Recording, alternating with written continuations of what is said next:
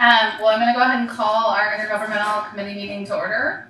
And we're going to go ahead and go around and do introductions. So we'll start on my right with Terry. Hi, Terry Parker, Communications Department, helping with the live stream today. I just always appreciate Terry because he makes it all work. And he makes it look so easy. Yes. Hi, I'm Whitney Ellersick. I'm the Senior Director for Nutrition Services. Courtney Wessling, Director of Government Relations and staff to this committee. Ayla Dowry, Chair of this committee. Gary Hollins, committee member. Eric Bashaw, Executive Assistant. And we have Roger, who I think lives here. It seems to be at every meeting as a member of the public. So thank you for your faithful service to PPS and to our students. All right, Courtney or Whitney, I don't know who's starting with our nutrition services update. You want to introduce Whitney or? I'm gonna run the slideshow, and Whitney's gonna run the presentation. Let's see here, make sure you do this right. Okay. I'm not used to such service. Courtney's amazing. Here we go. So you can just say next slide when you're ready for me to advance. All right, well, we can go ahead and go to the next slide. So I appreciate your time today and allowing time and space for a nutrition services update. I wanted to bring this to the committee, to the board, because there's always been a level of interest in the services and programs that we provide. And wanted to make sure that everyone was aware of some of the impending changes that are coming as we transition out of some of the COVID-related protocols that we've had in place for the last 2 years. So I'm hoping to just give you an overview of what we have been doing, where we stand today, and what that impact looks like for families, for our department, and then also some other supports and services that we see on the horizon for them as well. So, And just my little sidebar, nutrition services and funding of school meals is, I think, really complicated. And Yes. so this is also an opportunity to ask questions if you feel like you don't, understand it. Because Whitney has spent so much time with me than me. I'm always like, wait, what? Tell me that again. So it's she's a wealth of knowledge. And I do have to say that I'm sad that the omnibus bill is ending and we're not going to have food for everyone anymore, because I really see the impact of that being on lunch duty at schools. And the kids who go back for more than one, we have kids who, some of the packaged stuff, I see them pop it into their pocket for later. It's been huge for a lot of our kids who have food insecurity to be able to know that there is enough at lunch. And even for kids like, one girl, she had a home lunch, but it was burned, right? Like whatever mom had made the night before, she'd gotten the burnt end of the lasagna. And so to know she could go get something else and not have to worry about the cost or offending her mom or whoever made the lasagna, that there's something about dignity and about getting kids' basic needs met so they can be successful in school that I think has been a huge gift this last year. So I'm really grateful for that, and I just wish it could continue. Well, and there are we're at a CEP school, even my kid is, even before COVID, and just taking all of it off the table, just feed kids, and it's been really nice. Yeah, and can you remind me what CEP stands for? Oh, sorry. It's Community Eligibility Provision. That's a program that we've been able to participate in for, I think since 2014 is when it first came about. And we can get into that a little bit more. Yeah. Well, I think appreciate that part. Oh yeah, no, we can totally keep it casual if you guys have questions. And like Courtney said, our programs and services are so nuanced and are part of federal requirements that make them very different than say how the district might operate in other areas or departments. So please feel free to ask any questions, and I will do my very best to answer them as best I can, and hopefully it doesn't get too complicated. So I just wanted to start with what, under the USDA waivers, we've had a set of waivers from USDA. There's actually been 100 waivers approved through USDA and Congress over the last 2 years in order to create flexibilities to the programs. If anything, that kind of tells you how many rules come with operating the services that we do. But because of those flexibilities, we've been actually able to, and I ran these numbers just prior to spring break, we've served so far over 700,000 breakfasts and over 2.1 million lunches. Our breakfasts are actually lower than where we'd like to see them. Our COVID protocols of pushing breakfast outside before the school day is not our best practice for providing the best access to food for kids. So we do see a lower number there, but our lunches have seen a tremendous increase, particularly in some of our high schools. And so we're really happy with where we are to date, given the challenges that we've had in the last 2 years. Those waivers have also made it possible for us to be offering the grab and go meals that we saw during the summer program, as well as last year during hybrid and during distance learning, and being able to offer multiple meals at one time. That's also not usually permitted, but we were able to co-pack breakfast and lunch and supper all into one bag for all of our students to participate, as well as expansion into the community, serving last year, if you remember, actually all of our community's children ages 1 to 18, not just PPS students. So there was an expansion of that, which was tailored down this year to just PPS students. So under normal USDA rules, we have to serve breakfast at one time, Yes. lunch at one time, and dinner at one time. So we can't give people one bag for the whole day. So that was a waiver. Yep. There was also permission for parent pickup, and so in normal rules, You can only we have to get serve that. the student directly, and the student has to eat that on site. And in this case, we were able to provide the meal to the parent. Let's say the parent was coming home from work or able to go on their own, depending on what they saw as being safe. That was a permission that was added as well. Through these waivers, we were able to see increased efficiency because we didn't have to have, we care about who the students are, but only because we want to feed them, not because of their eligibility. So in standard years, we'd have to have them type in their ID numbers at the lunch line in order to determine their eligibility and track their service. And in this case, we are not having them type in their number. We're actually able to serve over 700 lunches in 20 minutes at Franklin to date. Because of that improved efficiency and just focusing on serving our food to our students. So next year, we're gonna have to go back to tracking though, right? As it stands right now, yes, that is what we're set to. So we're hoping that the government makes some changes. Everyone put out that really positive vibe, right? So we have seen an increased participation and reduced stigma. We actually had a really great article written by the Oregonian early on, highlighting the increased participation, but also showcasing quotes directly from our students, talking about how one from Grant in particular talked about how she was able to walk around with a plate of lunch from the cafeteria and not feel shamed about it. There wasn't that stigma attached to it. So we're actually serving over 400 students at Grant to date off of one service line in 20 minutes. So because that's the capacity that we're having with the facility constraint. But just knowing that our students don't feel that shame or stigma, it's not because they have to, it's because they want to. They like the convenience. They're enjoying the food. Really brings to heart a lot of the important values that we hold for the program too. And I remember one of the kids was talking about how he's on the track team in that article, and he had I think the quote was a mountain of food. So they're getting enough, enough. Yeah, exciting. So then what we have right now, the waivers are set to expire the last day of school, so June 10th of this year. We were hoping that they would have been included in the omnibus bill, that the extension of the waivers or different approach to our programs would have been included to extend the approach to all free meals or funding or approaches to supporting us during the supply chain difficulties that we've seen. Unfortunately, that didn't happen. It wasn't without lack of support or advocacy. Just in the day before the bill was approved by Congress, there were over 700 of my colleagues in DC on the Hill, and over 130,000 letters of support received just in that day to the representatives. It still didn't pass, so it was not included in the, and so that has. Mitch McConnell doesn't want to do it for whatever reason. So that unfortunately was kind of would have been the easier path to help us get to that point, as Courtney's pointed out and others. There's always hope. Congress can do anything at any time. And so there are some other things on the horizon. It just delays and Certainty. the certainty and the stability. So How confident we are looking at them doing something?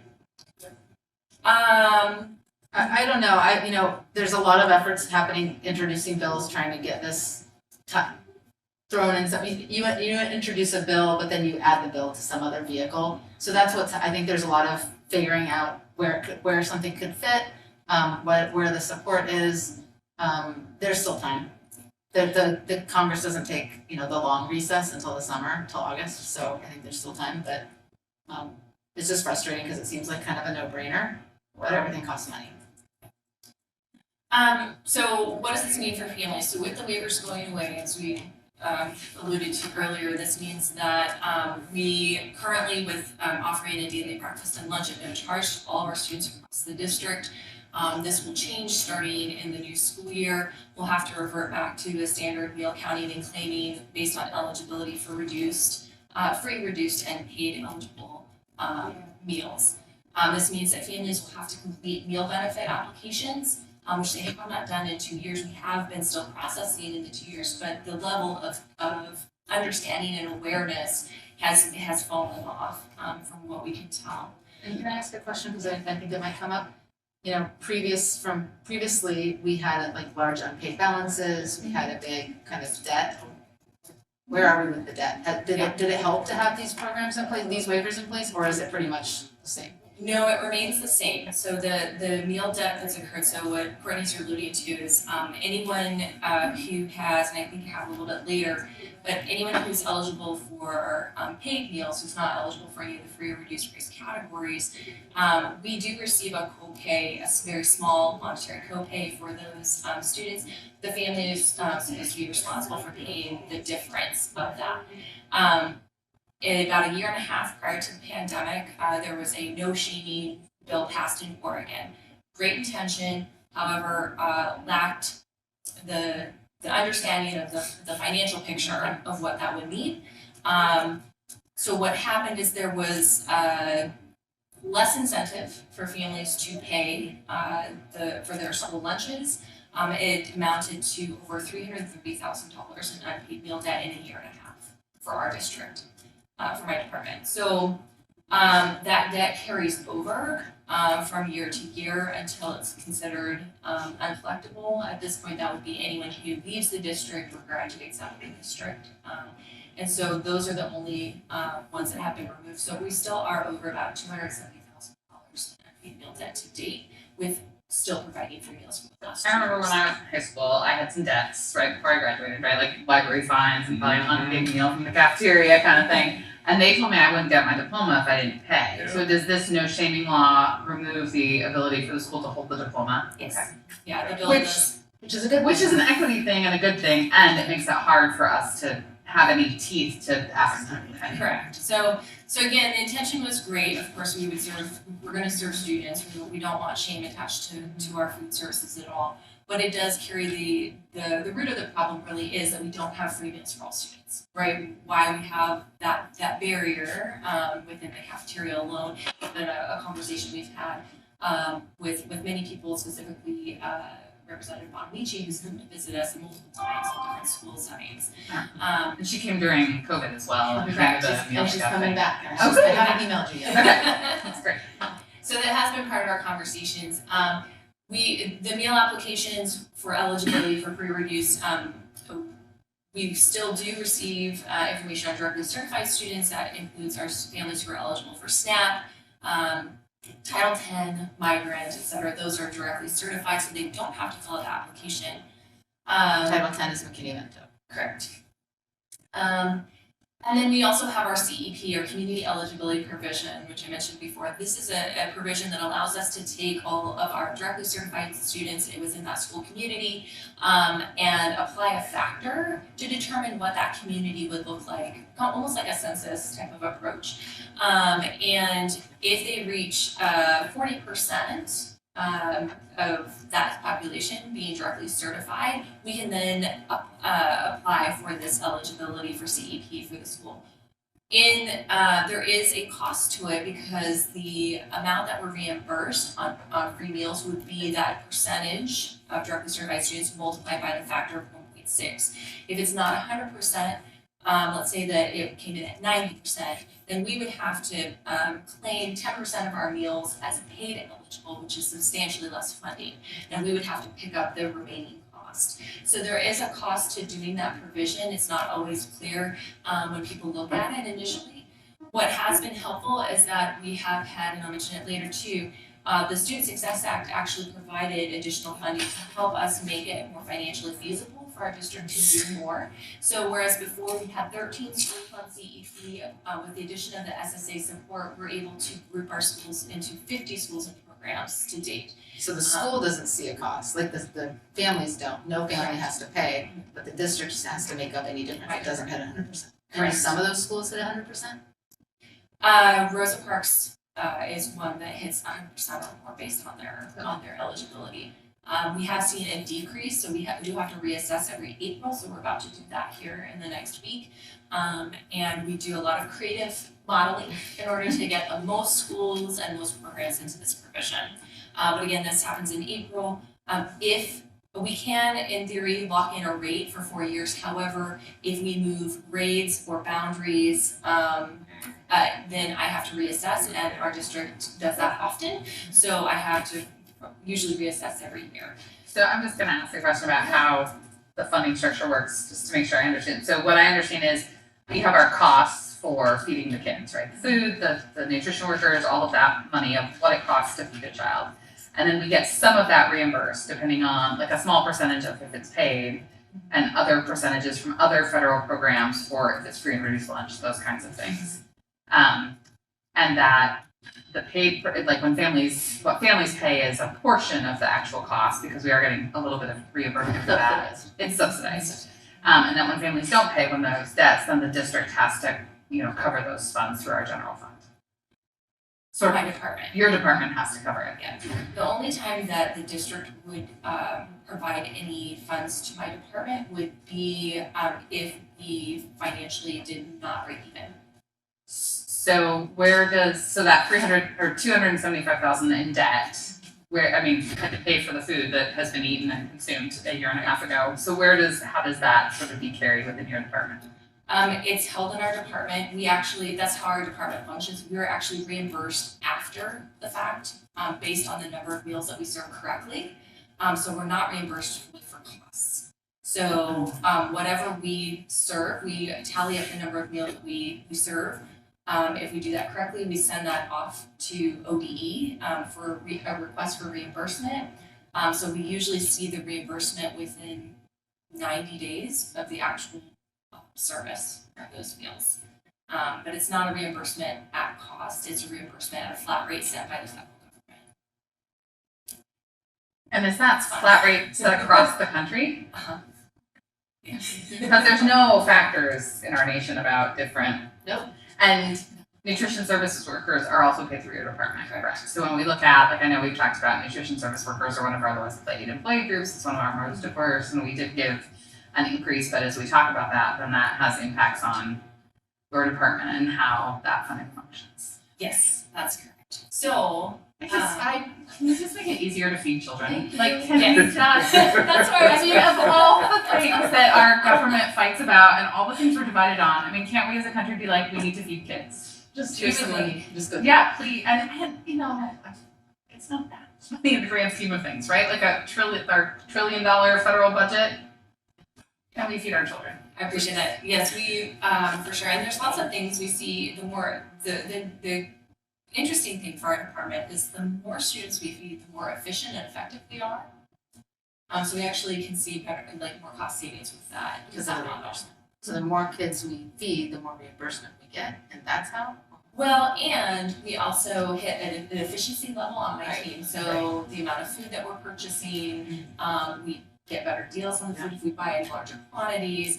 The more meals that we're making makes sense. There's this point at which the team is able to function really well because they're making a set amount of meals. Mm-hmm. The smaller sites can't work as effectively because you're doing the same amount of work but for a smaller set of meals, right? Yeah. Just to offer the same food. So there is some efficiency and effectiveness that we see with the more kids that we feed, and can be tied to reimbursement depending on who we're feeding with these standard rules. The other option is we could just get some donor to donate. I don't know, how much would it cost to feed the whole district? $60-something million? Okay.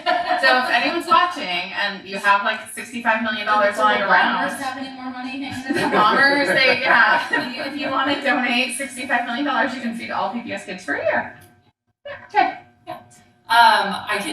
we can definitely look at that number. I will say that even with CEP, we did have a scenario. We started with 25 schools on that provision, and we saw our percentage drop by just a few percentage points. It ended up resulting in $1 million of loss for us because of just that change in reimbursement structure, and which was interesting to see. There wasn't support to continue that though. We couldn't identify the funds to make that.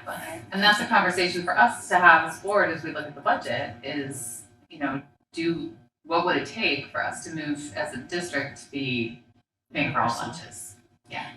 So And is that a value we have? yeah. So we will, like we said, have the students have to type in their ID number at the point of sale where we're not at a CEP school.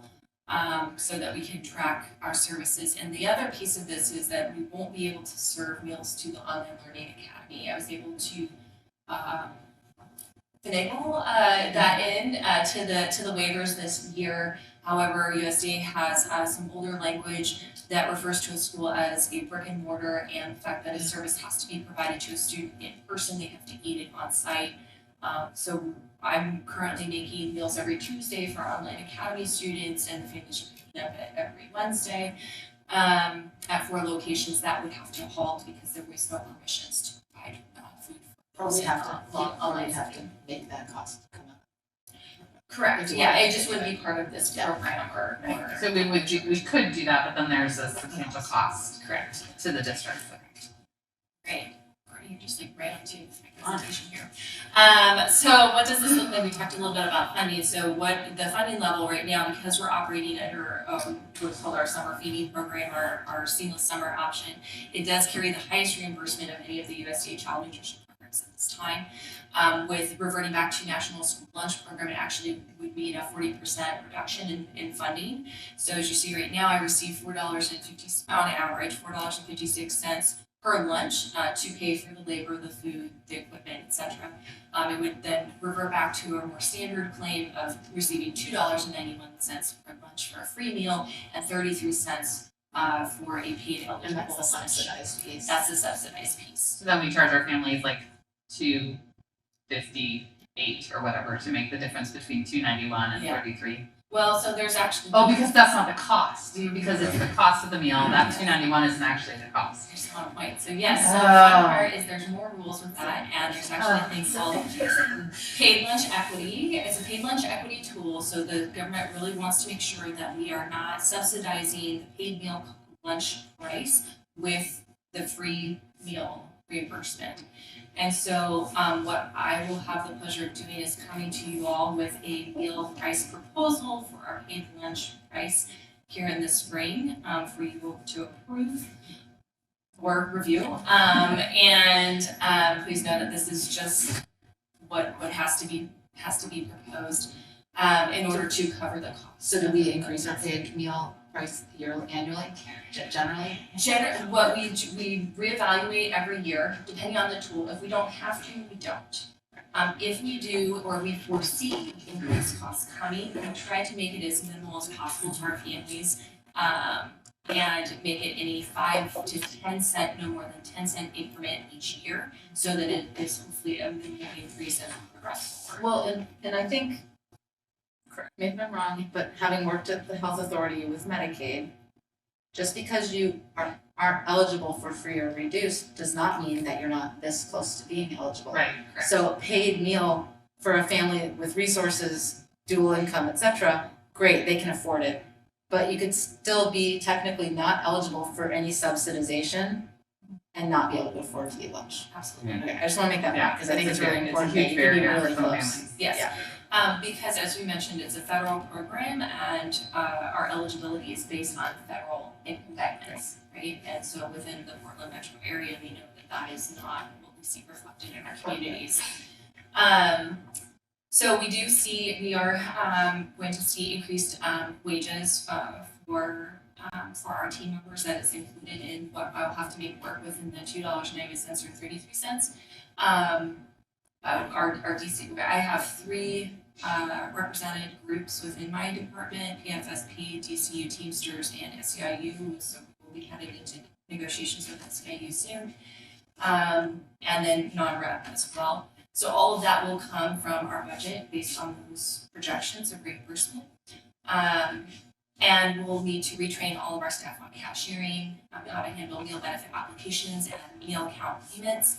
I mentioned the no shaming piece already, but our concern is that will continue to rise and be a loss of revenue that we would otherwise expect to see. I just want to say, when I hear people talk about your department, it's always positive. Thank you. And especially when folks talk about you and your sort of breadth of knowledge on all of these rules and ability to navigate them in a way that is most successful for our students. So I like how you said you were able to like figure out the, online learning academy piece so that we could feed our kids, right? Like I think, and one of the things I was really proud about when the pandemic first happened was how quickly nutrition services was able to pivot, how amazingly our nutrition service staff showed up in those early days of like chaos, and we still don't really know a lot about COVID. And we were able to take care of our kids' basic needs in a really amazing way. And that's, hugely thanks to your leadership that you really stepped up and did the unimaginable very quickly so that our kids were taken care of. Appreciate it. Yes, it was very tough. But, I appreciate that my team is amazing. They make my job a lot easier and I'm really, really proud of them. They did a fantastic job, and they do. They show up because they have the heart and the passion for what they do, and so it makes it. Okay, And you so already talked about the fact.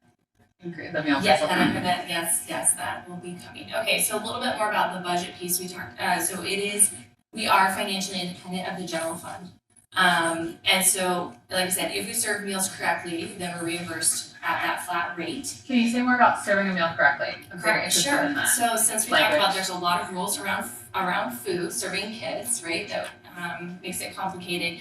There are specific points at which if we do not follow all the rules, they will withhold or take back our reimbursement. So we are regularly audited. We actually had 3 audits during the pandemic, one of which did result in us having to give back some of our reimbursement. So we have to be very careful and mindful of the rules that we follow. So, for example, there's a rule that says that you can't have nuts and seeds make up more than 50% of the protein offered in a meal. And so we had a site. It does get down into that granular level, but if we had some sites with trying to offer some vegan options and made that decision at the site level, we had to pay back money because those meals were no longer considered reimbursable because they broke that rule. Can I ask why that's a rule? Is that like the Nut Council lost a advocacy thing? like a lobby? Or is there like a scientific nutrition reason? I mean, as a registered dietitian, I don't know how to answer that question. Great, that's a great answer. I'm just curious. Sometimes there are rules. I'm just curious on how The long, soybean people. when did that become a rule? I wonder if it's one of those rules that just happened way I'm long sure time ago Congress and or the It's surprising. FDA, the Yeah. food lobby. Yeah, Yeah, there's it's a lot of surprising. money in this. They have, especially for our younger students, there are rules such as you can't serve. So we have our breakfast bars. It's a locally made bar that we've had for a while. It's called Zach Bar. Made just here in Vancouver, and those bars I can't serve to anyone under the age of 5 because they're a breakfast bar, and breakfast bars can't be served to anyone under 5. I also too much sugar.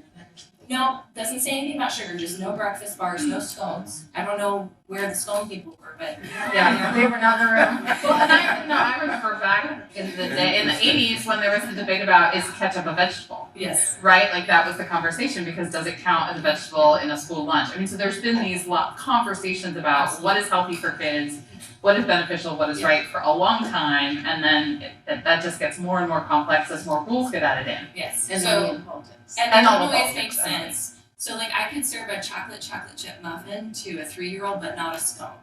It doesn't, or a whole grain breakfast bar, right? Like, so there's things like that just don't make sense. But if I don't follow them, then there's a chance for every meal that's served incorrectly, they could either withhold or ask for reimbursement back. And so that's one thing that we are always trying not to do.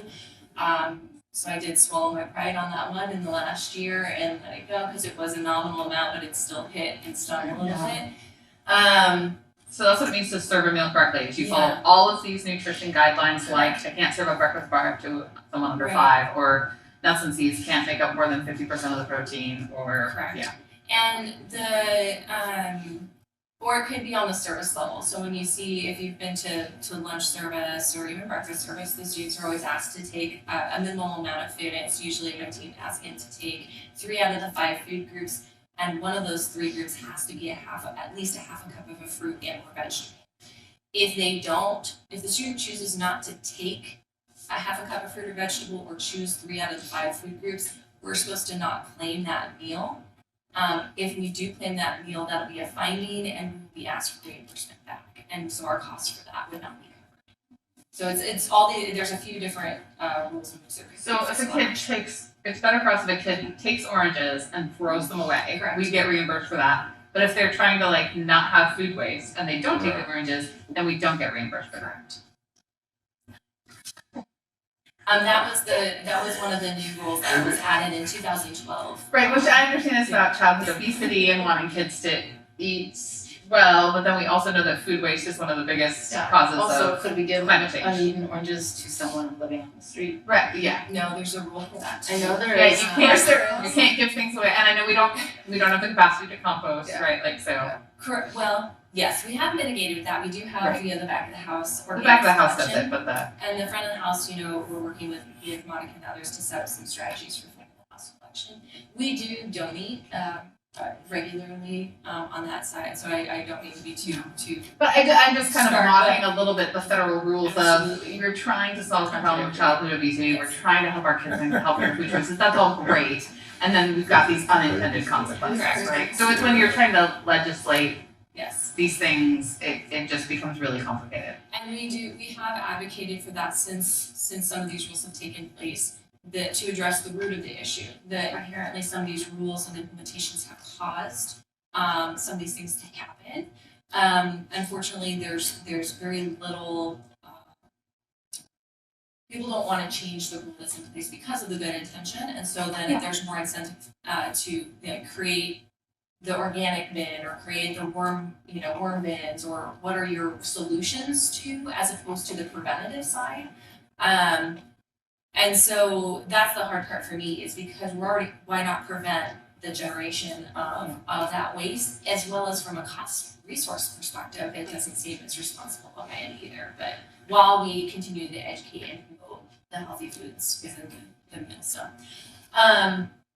So that's how we're reimbursed. There is a risk to losing that reimbursement.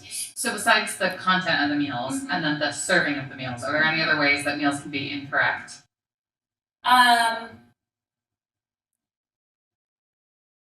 The way the menu is planned, the way it's produced, the way it's served, the way it's claimed. So if eligibility is not done correctly or the claims are not done correctly, that could be a fiscal action. And there's also a fiscal action if there's any competitive food stores, student stores, fundraising during the school day, anything like vending machines, things like that. Those also can have fiscal action to the district based on the policies. Student store? If they're selling food that don't meet the smart snack rules, then that can have fiscal action. So then we have to pay because we're providing. Okay. But none of we aren't claiming any money to fund the student store, are we? If it's like a fundraiser? No, but it's seen as a competitive food and a violation of the state law around what's considered smart snacks. So there's actually a calculator that if I know about a student store, will provide to them to help them guide them on what foods can be sold on Is campus. I'm just curious, is that based on how the student store is categorized? It's specific to public schools under the school Federal. the National This is federal School Lunch law. Program. Yes, federal So law. I'm just curious, like if it was like part of the CTE program. Yeah, if you're trying to, Entrepreneurship. it still counts as a competition with the lunch program. It has to follow federal rules. If it's given away for free, it doesn't qualify if it's sold on campus. I think sold on campus would be seen as a competitive. Oh, okay. Huh. So what if it's like, I'm just asking because this reminds me of the elementary school I used to be part of in another district. Kids got tickets and for good behavior, and with their tickets they could select popcorn. Would that be, just curious if that would be considered, because Yeah. there's no money changing hands. Then it doesn't count. Great, So okay. it's only when it's sold on campus and sold to students. If, let's say, we've had coffee carts at high schools through CTE programs that have sold only to teachers or adults, and that would not qualify under the smart snack rules or wellness laws. So if it's sold to adults, it doesn't count. If it's sold to students, it does. So kind of thinking about that, what is being offered to students and children to make up their nutrition for the day. What do you do for continuing ed? Like, do you go to trainings on like the news? Well, because I'm imagining that this is incredibly complex, and It is. the amount that you know, and I'm sure it's constantly changing. It is, So, yeah. do you and do we pay? I hope we pay you to go to continuing ed and put her in a nice hotel too, right? So as a registered dietitian, I'm required to complete at least 75 units, credits of continuing education in a 5-year cycle that matches my learning plan and goals. I just submitted mine this month, my third 5-year cycle, and it was recently approved. So there you go. So I'll have to start a new cycle. So that's just to maintain my registered dietitian credential. But there is also a requirement by USDA for professional development for all child nutrition staff. So that's why we do a series of training with my team, and each level has a requirement. I took about 38 of my team members down to the Oregon School Nutrition Association, where they were able to network and go through trainings and classes in Salem on March 12th. And so we just are always staying connected. I have a bi-weekly call with other Oregon proctors, part of different national collaboratives and groups too, just to make sure that we can talk about how to move the program and services forward, but at the same time connect with each other on how we're doing things and share best practices. So there's a lot of it. It's a lot.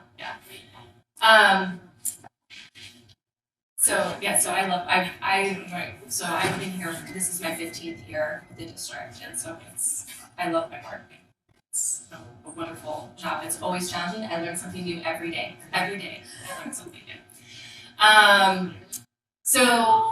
Last piece here just on the side is, our per meal reimbursement again covers our food, our supplies. So it's not just the food, it's the plate that the food is served on, the labor, my whole team, the equipment, the dishwasher, the computer, the ovens, the smallwares, the scoop, the spoon, whatever it takes, those are all part of the department's budget.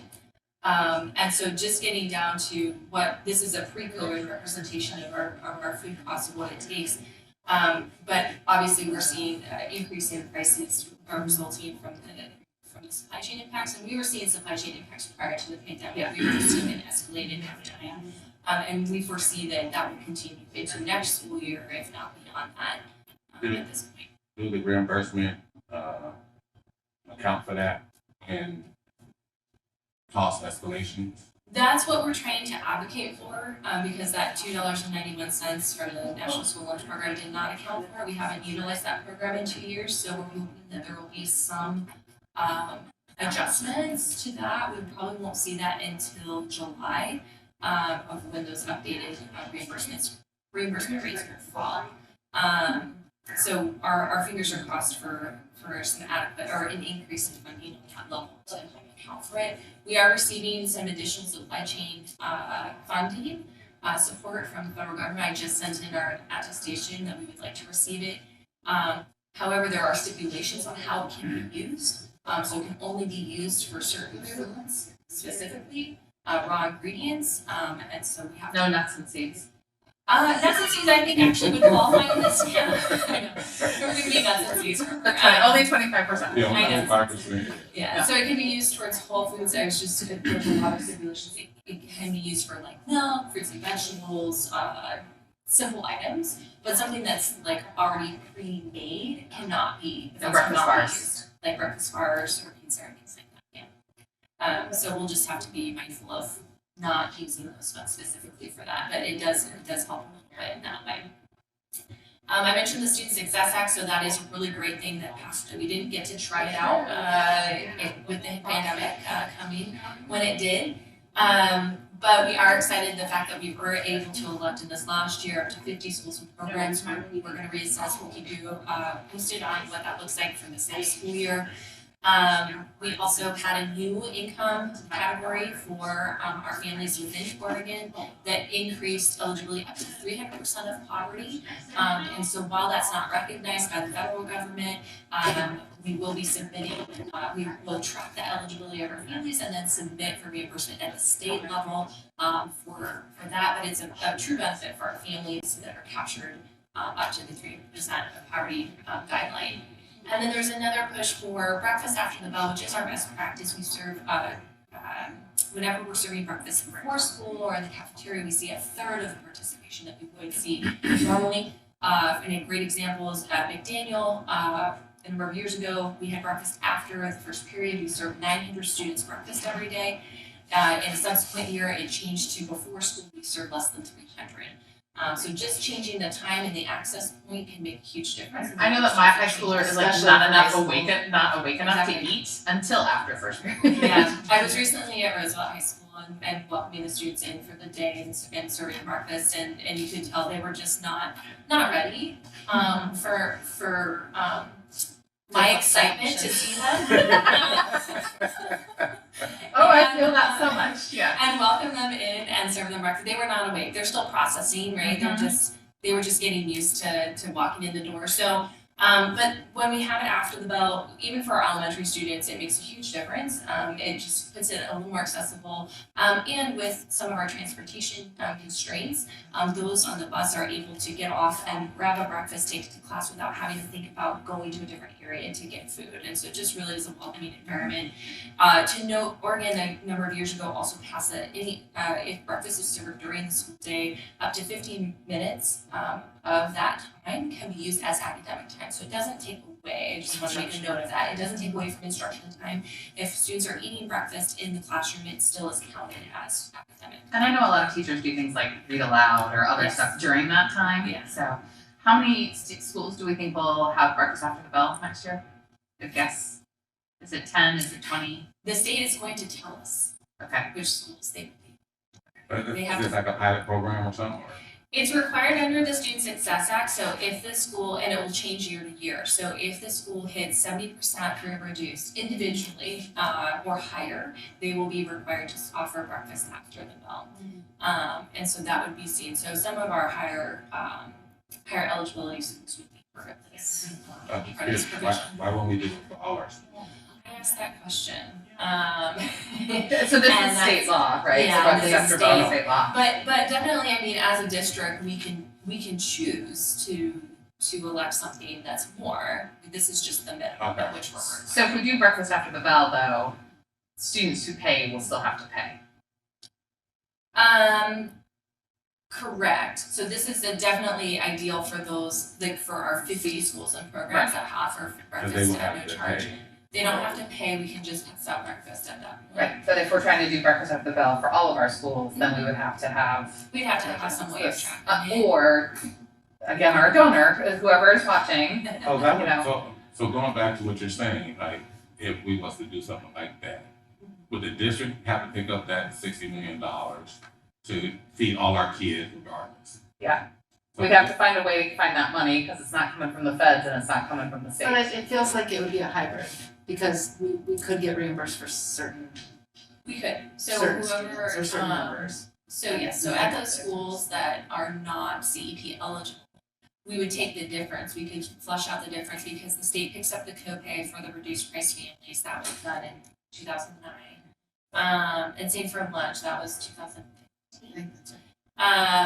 And free. So free and reduced are off the table. So we would subtract that out. It'd just be whichever students were participating that were not eligible for those. Right now, the Oregon EIG too. So it does decrease the number of students potentially. So potentially might not be that $60 million. It'd be Like, Yeah, if we talked about just breakfast, it would be a different number. Right. For sure. And we can come up with some projections if you guys are interested, for sure. But definitely, I think what I've learned over time is people are always surprised at how expensive food can be, how quickly it adds up over time.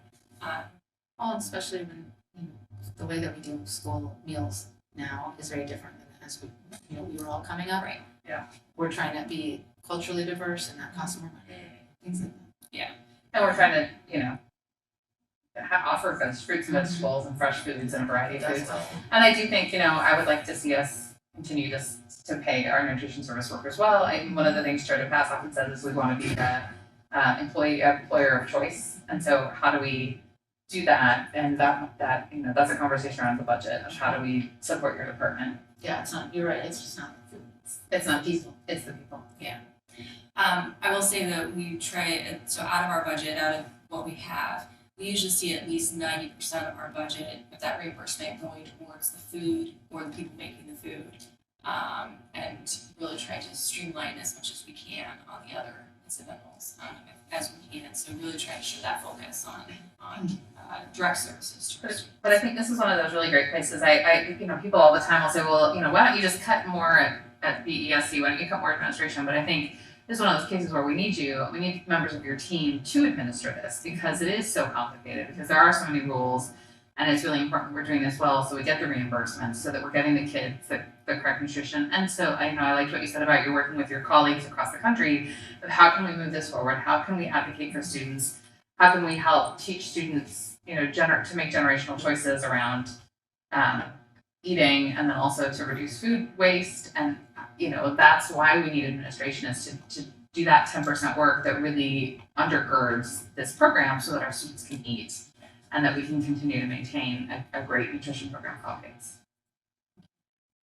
I do want to also leave, so I feel like sometimes because of all my rules, I sound like I bring a lot of bad points to the table sometimes. I was trying to leave with the hope and the positive things that are happening too. And so I just want to make sure that everyone is aware that Oregon did elect to increase SNAP benefit eligibility to up to 200% of poverty from the 185th.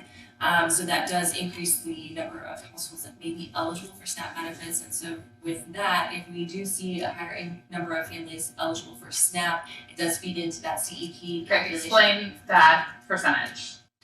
So, because I would read that as 185 would be, explain what that means to me. Can you kind of put that in numbers? So if we're talking about the poverty rate is 30,000 for a family of 4. Mm-hmm. And can you explain it like that? Yeah, so it's based on the federal poverty level, right? Again, so that is skewed from what our families see. So it is a percentage of the poverty rate. So when there's a 200% of the poverty rate, that increases the income level that So if families it's can be 30, it eligible. would be 60. Gotcha. Yeah. Okay. Okay, because And this is based on the federal, not necessarily the state. Not the state. federal, so each which is state can be different, because like for instance, California is more expensive and Oregon, but it's just very flat all over. So the same rate we have here, like Alabama, is the same rate you get Yeah. for Oregon, even Yep. though the cost of living is different. Yes. Yeah. Interesting.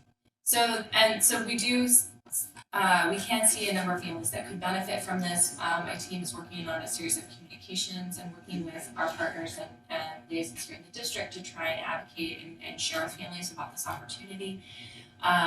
Again, this feeds into our directly certified families, feeds into our ability to calculate and hopefully add more schools to CEP. It also is the basis for information that helps the district determine Title I allocations. So it's all kind of tied together.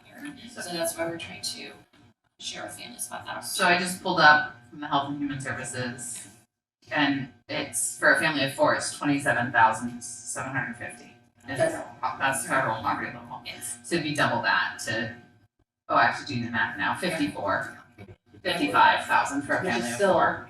I mean, how do you how do you live in Portland on that? Correct, and that's why I think why we see a lot of our administrators, our community partners saying that the data that my team, so I have a person that processes all the eligibility, you know, what we generate for the district is not reflective of what we see out in the school level. Here's interesting, Alaska and Hawaii have different levels. They do. So it's Washington DC and the 48 contiguous states, and then Alaska is 28,000 for, no, family of 4 is 34,000, and a family of 4 in Hawaii is 31. Because you have to import it. Yeah, so that they have different property rates, that's fascinating, compared to the contiguous 48. So, so household size. So a family of 4, monthly income for eligibility would be $4,417 or less. Under the 200. Under 200. So a family of 4 would need to make less than $4,417 a month. In order to qualify under the new extended. And that's expanded. That's expanded. Yeah. And then for any additional household member above that, because we do see a lot of our families starting with than 4, you would add $757 for every additional household member to determine eligibility level. You're good. And so I think, Courtney, that goes to your point of families who don't qualify are not suddenly then at the other end of the spectrum of making, They're right on the edge. $40,000 a month. It's people who are making 5 or 6 thousand. 444.18. Right, aren't eligible, right. Oh, and so the eligibility for the expanded one is 4417 For 4 people. for 4 people. So basically, so someone will have to make it at least 27 bucks an hour. But if 2 people are working in the house. Yeah, right. Right, So and if you get someone that's not a little bit over that, then they're out. Which is why, that debt we have of the people who get paid lunches but can't pay it, a lot of those families who are barely making ends meet. And I do think sometimes that nuance is lost. Like, It is. that if you can pay for, you're technically not eligible for this subsidized meal, then you automatically can afford to pay for a full price meal, but you can't, for your point, that at this point. Yeah. So I just did the math of the number you gave, divided by 4, divided by 40, divided by 2, if there are 2 working adults in the home, and it's $13.80 an hour. So It's below minimum wage, right? So if you have 2 people working full-time making minimum wage, you are not eligible for this. So, and we also, my team hears a lot from families about circumstances, and a lot of them that we see are, they make enough, but they had something happen with their medical bills, that now they're having to choose between Their rent went up. the medical bills, the rent went up, so things like that, the circumstantial, life happening. Someone got COVID. Yeah, and so that's really, we hear a lot of different scenarios for a lot of different families, and it's difficult to navigate too, because each family is unique and they have a family, so we try to do our best to. I think we really need to celebrate this last year of having the meals. Like, thank you USDA for those waivers. They were so important to our families coming out of COVID. That's a huge celebration, and thank you for. I know you had to apply for all of that and make it all work. So thank you, Whitney, for making that happen for our families. Sorry, Courtney, what were you going to say? I was just going to say that if a school is technically, or a school with a higher SES, that doesn't mean that there aren't students there that aren't. So, Right. But they wouldn't necessarily fall into the CEP category. So we have lower income families still at our higher income schools that are not getting free meals. And then we go back to some of the stigma. Yeah. Especially in high school, the kids who maybe are getting free meals don't want to eat in the cafeteria because they know that For sure. So what is the additional cost that we have when we're trying to ramp up staff to get back to pre-19 as far as cashier and getting all that stuff set up? Did we lose any staff, or do we still have the same number of nutrition staff as we had before? We still have some vacancies that we can fill. So we base our staffing level on our participation and services. So again, the more meals that we serve, the more staff we would increase to. So it really would depend. It wouldn't necessarily mean needing to hire more people for cashiering. It would be something we would factor into our staffing equations in order to determine what that additional work would look like, because we are more efficient when it's all free. So we have some targets that we have for each participation level, and then some other subjectives of like, does the kitchen have a dishwasher? Are they hand washing the dishes? The scheduling of breakfast and lunch, the time that it takes. So there's a lot of things that we look at when it comes to staffing each school kitchen. Yeah, I guess that's what I'm looking at for is the efficiency that we had was all free versus the efficiency and what's the cost factor between the two. You know, and I guess the reason why I'm asking is because that, you know, as a district, I don't just know yet, but as a district, if we saying, well, it's gonna cost let's say $100 to do efficiency, you know, and but if we have to go back to having to train staff and cashier and time and all that stuff, and it's gonna cost us $200. I would think that maybe we could do something to where we use that $200 to get more kids to be free versus going back to the efficiency piece, inefficiency piece. The problem there is that about the reimbursement from the feds, right? Because if we do it differently, we may not get the reimbursement, so then we'd have to find the money in the general fund instead of having all the stuff come out of reimbursement like we are now. So we always find new ways and get creative, but I also like to make sure that everyone's aware of why we might choose to do things differently or what some of the outside pressures might be. I know also in past people talked about wanting to be at the table or help with any of the conversations with legislators, representatives about what this looks like for our community, so that we can see changes. Well, and I think that opportunity we're seeing a big turnover in the legislature coming up. People are retiring and not running again for lots of reasons. But it's an opportunity to educate new lawmakers about how this all works. Because I think when people find out how this kind of weird system works, it's kind of shocking. I mean, look at us, right? Yeah. The whole wheat, whole oat or whole grain thing doesn't count. But anyway, it's an opportunity for us to educate them, and to make them become the champions, you know, and help them help us. It's a good way kids should be. I have a complaint. Can we change the packaging on the milk? Because right now the milk cartons say yep and nope on them. Oh, So the nope is the side you don't open, but my darling kindergartners just see writing and don't pay attention, and so think the nope is the side to open them on. And so I do a lot of milk carton opening Interesting. for kindergartners that have tried very valiantly on the wrong side. I can give that feedback. They didn't have it before. They didn't have anything before. It would be great to have just the one word on the side you're supposed to open instead of words on both sides. I will Wow. let Alvin Rose know that. They just did redo their packaging, so That'd be a while. and they hadn't had it before, but I will let them know that. Side note, when I was at Harrison Park before spring break, I had a kindergartner who grabbed my milk on my tray and said, "Here, I'll help you with that," and stuck her finger in and ripped it open for me and put it back. That's great. It's wonderful, wonderful. Yeah. Put my budget hat on. Go for it. On your slide about the nutrition services budget, you said nutrition services department is outside of the general fund. Yeah. Is that true for our nutrition, our culinary workers? Yeah. They're subject to the collective bargaining Right, agreement. but they're not in the general fund. It's out of her reimbursements that she gets is how we pay our Okay, nutrition service okay. workers. And then as we make board decisions about what we'll do for the summer and what we do and so on and so on, how much advance notice are the workers given? Do they suddenly cancel vacations because they are suddenly put in the role of having to serve meals and so on? So our summer program we know that because that's the same USDA sort of program we've had in the past, right? It's, there's a separate program for summer services. So during a typical school year, we're operating National School Breakfast and National School Lunch. We know the school year calendar and what that looks like.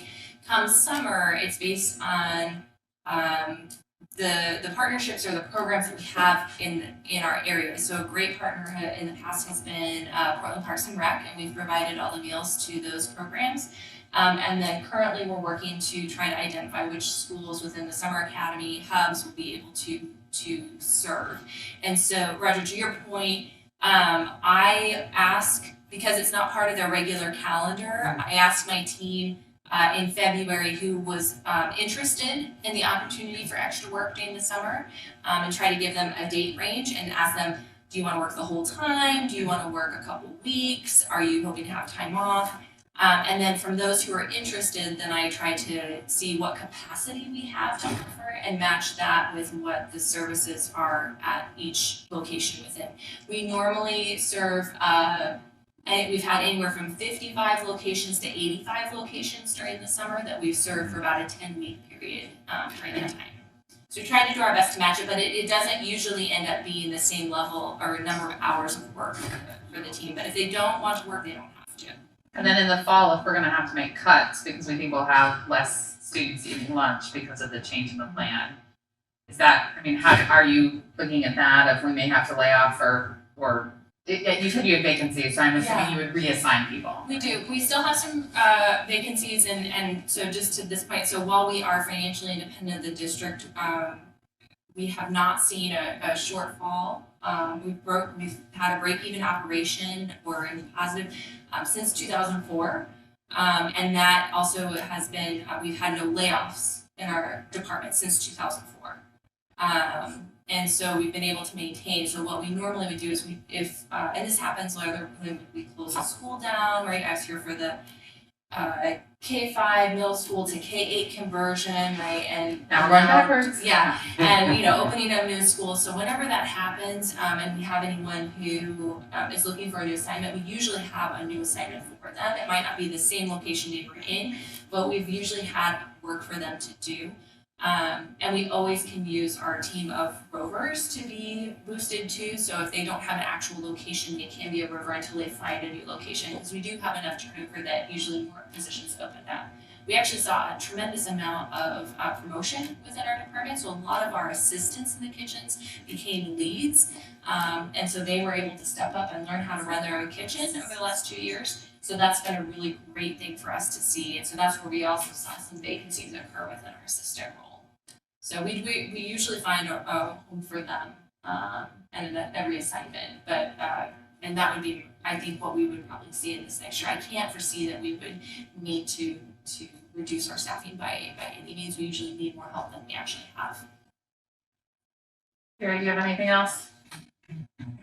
Thank you so much. This has been incredibly comprehensive and helpful. And I knew some of this from just having been on the board and got through bargaining and stuff before, but it's always really helpful to get the full overview. And I think you should be very proud of the work that your department has done, but especially during the pandemic and the quick pivot you all did, and just the amount of care we were able to provide to the students in our community has been really wonderful. Thank you. I've appreciated all of your support.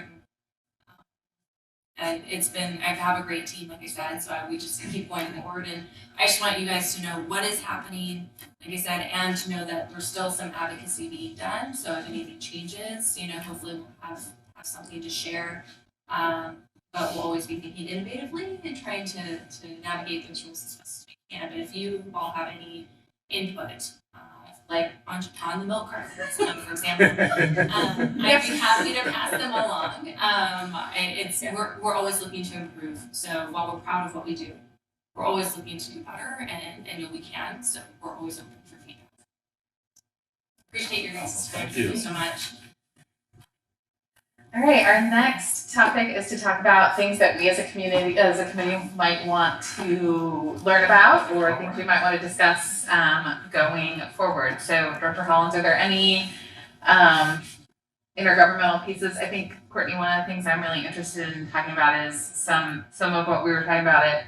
It all blurs. One of our board meetings in the last couple weeks before spring break, we were talking about how do we help provide wraparound services to our families, and how might we partner with the city and Metro and the county to make sure we're helping connect families with the services they need. So we know we've got the amazing social workers, we've got counselors, we've got other supports in the schools, but how can we help connect? So I know that that's something, to have a conversation about that would be interesting to me. Just taking notes.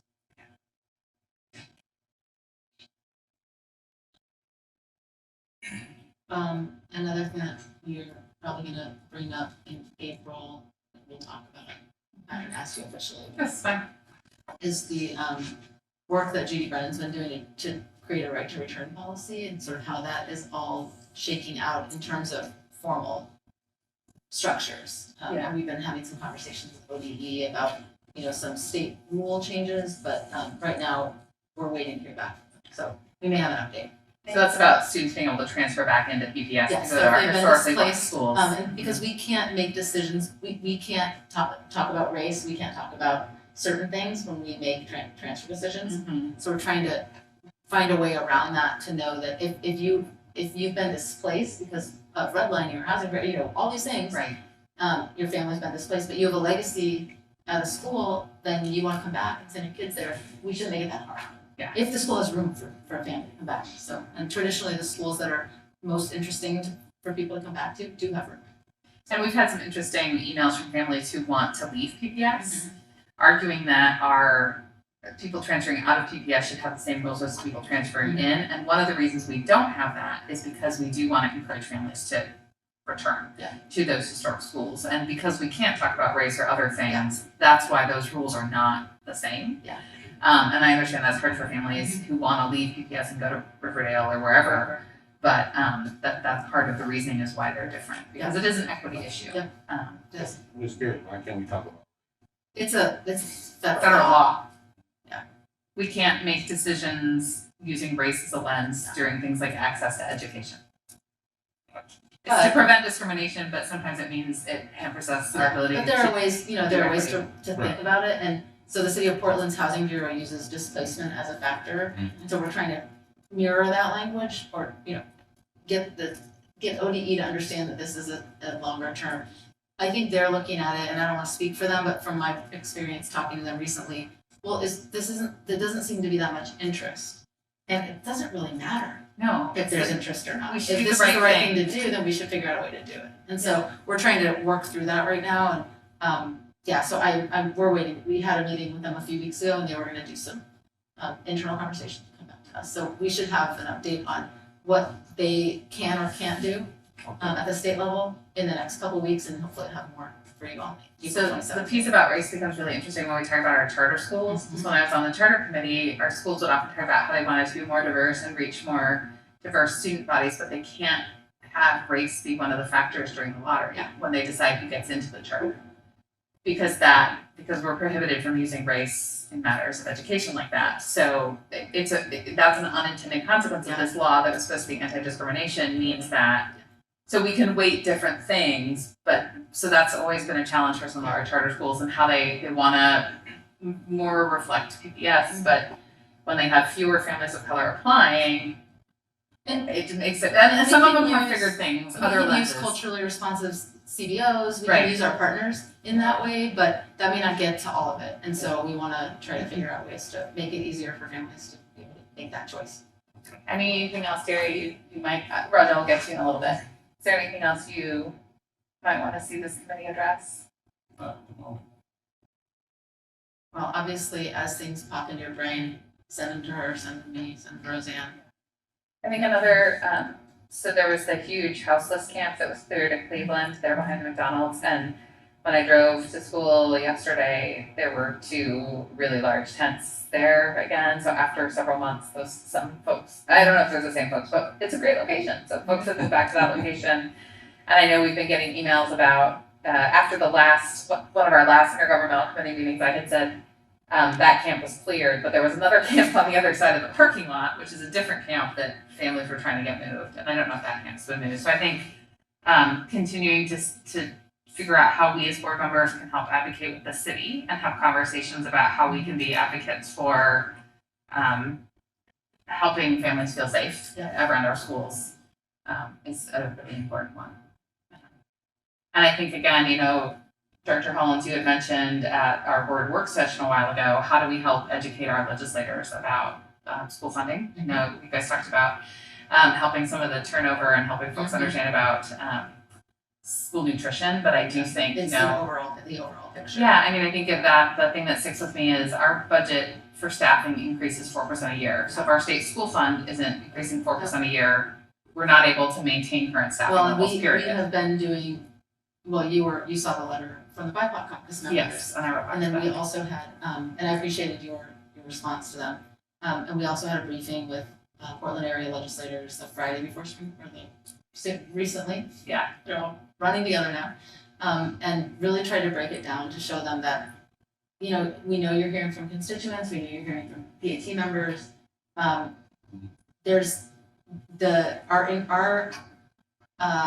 Things are not keeping pace with the cost to run the school. Yeah. So until the state is going to keep pace with those increases in costs, we're gonna have this conversation. Well, and I still go back to the fact that the people of Portland fund the levy, which is 900 teachers. Yeah. So the state is telling us that an appropriate level of funding would be 900 teachers less than we have. Yeah. And I don't think any of us think that's actually the case. So if that's true for Portland, I think about other districts. I think part of our role as leaders that care about kids is not just our district, but all kids on the nationwide level as we advocate for the USDA stuff and on the state level, and so to talk about not all districts can support a levy, their communities can't, and so those schools are operating. And we do have an equalization fund, so we do have Right. part of our levy technically equal, Goes to other others, places. but it doesn't make up for Measure 5. But if our levy ever fails, which thankfully to the people of Portland, I don't think it ever will because they value education, but if it does, that would impact other districts too. So I think, Well, and the criticism, you have a levy, doesn't really hold up because we have a levy because you're not giving us. And it's not anyone's legislator's fault. no, It's it's, the system we've created with property tax caps. well, it's that we, Measure 5 happened and we're like, okay, we have to do something different about school funding. And it's been almost 30 years, maybe 30 years It's been now. 30 years. 30 years, and 31. we haven't actually solved school funding in 30 years, and we wonder why we're in the Well, state we're and in. then everybody that hasn't been seeped in it says, well, the Student Success Act, that's huge. It's great. We're very grateful. So helpful. And it's not enough. Just not enough. It doesn't solve the problem. What the Student Success Act for PPS is $39 million, which is wonderful, and that funds counselors and some additional classroom teachers and social workers and a lot of other things, but it's not enough to actually get us to, because No, what's and the I levy? Roger, what's the levy? 80 million. What's that? 80, the levy's 80 million, and the Something student like that. success is only 39. I mean, Yeah. so And I think, and then we have to, for capital needs, we have a whole other, the bonds. mechanism. Yeah. And so it's just we have to continue to hit those points with folks. And then the other piece that we can talk about maybe here, maybe, maybe not in this venue, but as we're having conversations about school foundations, how do we harness the power of parents to take their passion to the legislative level? Because that's where the rubber meets the road. It's great, we can have these conversations about funding teachers through foundations, and we know the inequities there. The real issue is we haven't been funding our schools. And so we need to, take that power, the power of parents. And I think, if we look at the inequities in foundations, which there abundantly are, it's also how do we empower parents to both care for their schools, build community, fundraise, and do all those other pieces of community building and empowerment and and advocacy. caring for all the Right. schools. And caring for all the schools and all the students, not just. Roger, did you have something to Well, contribute? my question may be a jurisdictional one for the board. I don't know whether it is your intergovernmental committee or facilities and operations. But when we go into summer, based on my experience working at Franklin as a volunteer, its facility gets used a lot by wraparound programs that serve in a variety of ways. Last summer, we hosted several, I think 5, at least 5. One of the CPOs gave their keys to the main building. It gave our custodians all sorts of headaches, shooing students out of the cafeteria, for example. And the athletic programs there are multiple programs that are run through, some of them involving middle school, elementary school, high school, and so on. some are very good about cleaning up after themselves, others are not. And I think that's more facilities, Yeah, because they're not, yeah. it's not intergovernmental, it's And- our building and- users and our Cub stuff. Custodians that suddenly are acquainted with 7-day weeks and get no relief. So we had some public testimony from Cleveland High School, Yeah. and they're talking about the Cub, and maybe it wasn't Cleveland, they had public testimony from Cleveland, there's also something about Cub. Yeah. The use of building stuff, and that does, different groups leave the building in different states, and so I think that's gonna be, And we just had fired back up the community use of buildings. yeah, And there is a lack of coordination with that office and the custodians that have to cover the building. well, luckily the head of our facilities, committee is here, so I think Gary's taken a note and been. And I'll see them in on Thursday night. And I'll be there at CBRC for an hour, and then I gotta go to Southeast Guiding, so. You get to go to that one. I get to go to that one, Have so. fun. Oh, I will. That'll be good. That's good. Yeah, like Courtney, you were saying with the foundation and people being passionate about kids, how do we leverage that to, the state level? But I think as we go to like Southeast Guiding Coalition, again, people really deeply caring about not just their own students, but all students, making sure they have access to high quality education. And I think that's what we're all after at the end of the day. And it's just how we get there. Sometimes it looks a little different, but I think it's really important. So. Okay, thank you so much. Kara, Ms. Bradshaw, is there any public comment? Okay. Anything else for the good of the order before we adjourn a little early? Thank you so much. And if there's anything Dr. Hollins or I can help do to educate legislators, we're happy to sit down and talk people through. Yeah. We're gonna do a budget briefing the 28th. Okay. Kind of a next follow on from what we did before, but we'll have a little more information about the budget. Because they understand that it's just first steps in the process. Yeah. But we have to say that over. Well, we have to say it over and over again to everyone. Because Exactly. when it's not just a number we all hang on legislators, to. it's So. All right, well, this meeting is adjourned. Thanks, everyone. Awesome, thank you. Thank you.